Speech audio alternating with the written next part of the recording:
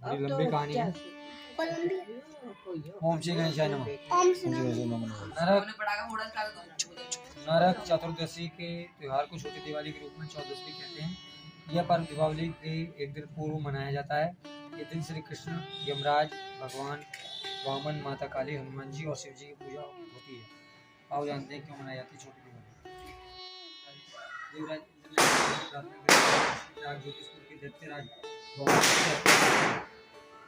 देवता ग्रंथ त्राहि कर रहे हैं। क्रूर भौमासुर ने वरुण का छत्र, अदिति की कुंडल और देवताओं की मणि छीन ली है और वह त्रिलोक विजयी हो गया है। इंद्र ने कहा कि भौमासुर ने पृथ्वी के कई राजाओं और आमजनों की अति सुंदरी कन्याओं का हरण करके उन्हें बंदी गृह में डाल रखा है। कृपा हमें बचाइए प्रभु। इंद्र की प्रार्थना को स्वीकार करके श्री कृष्ण जी अपनी प्रिय पत्नी सत्यभामा को साथ लेकर गरुड़ पर सवार होकर प्राग ज्योतिषपुर जा पहुंचे।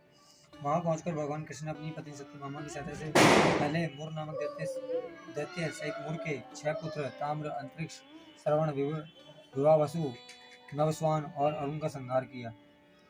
मुर दैत्य के वध हो जाने का समाचार सुनकर भौमासुर अपने अनेक सेनापतियों और दैत्यों की शरण लेकर युद्ध के लिए निकला।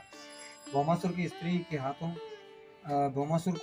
मरने का श्राप था, इसलिए भगवान श्री कृष्ण ने अपनी पत्नी सत्यभामा को साथी बनाया और घोर युद्ध के बाद अंत में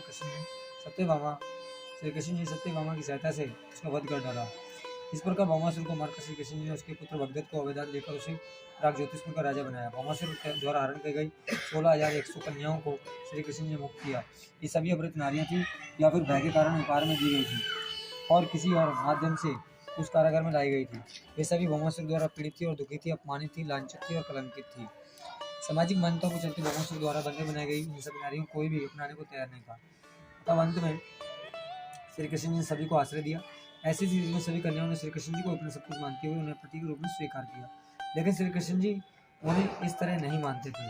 उन सभी को श्री कृष्ण जी अपने साथ द्वारकापुर ले आए। वहां वे सभी कन्याओं को स्वतंत्रता पूर्वक अपनी इच्छा अनुसार सम्मानपूर्वक द्वारका में रहती थी, महल में नहीं। वे सभी वहाँ भजन, कीर्तन, ईश्वर भक्ति आदि करके सुखपूर्वक रहती थी। द्वारका एक भव्य नगर था जहाँ सभी समाज के वर्ग के लोग रहते थे। भागवत महापुराण में बताया गया है कि भौमासुर भूमि माता का पुत्र था। विष्णु के वराह अवतार धारण कर भूमि देवी को समुद्र से निकाला था। इसके बाद भूमि देवी ने एक पुत्र का जन्म दिया। पिता एक देवी शक्ति और माता पुण्यात्मा होने पर भी भौमासुर क्रूर निकला। वह पशुओं से भी ज्यादा क्रूर और अधर्मी था। उसकी करतूतों के कारण उसे नरकासुर कहा जाने लगा। इसके मम्मी पापा दोनों ही देवी और देवता के समान थे, मगर पुत्र नरकासुर बना। नरकासुर प्राग ज्योतिषपुर का दैत्यराज था जिसने इंद्र को हराकर इंद्र को उस नगरी से बाहर निकाल दिया था। नरकासुर के अत्याचार से देवता लोग त्राहि कर रहे थे। वे वरुण का छत्र, अदिति कुंडल और देवताओं की मणि छीनकर त्रिलोक विजय हो गया था।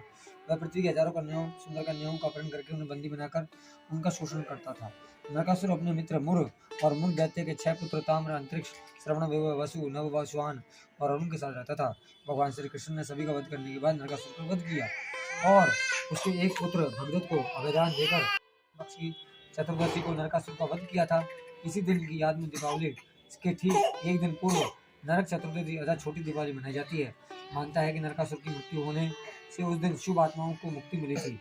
नरक चौदस के दिन प्रातःकाल सूर्योदय के पूर्व ऊपर लगाकर नीम इत्यादि से पत्ते डालकर स्नान आदि करने से महत्व होता है। इस दिन सूर्यास्त के पश्चात लोग अपने घरों के दरवाजों पर 14 दीप लगाकर दक्षिण दिशा में उनका मुख कर रखते हैं।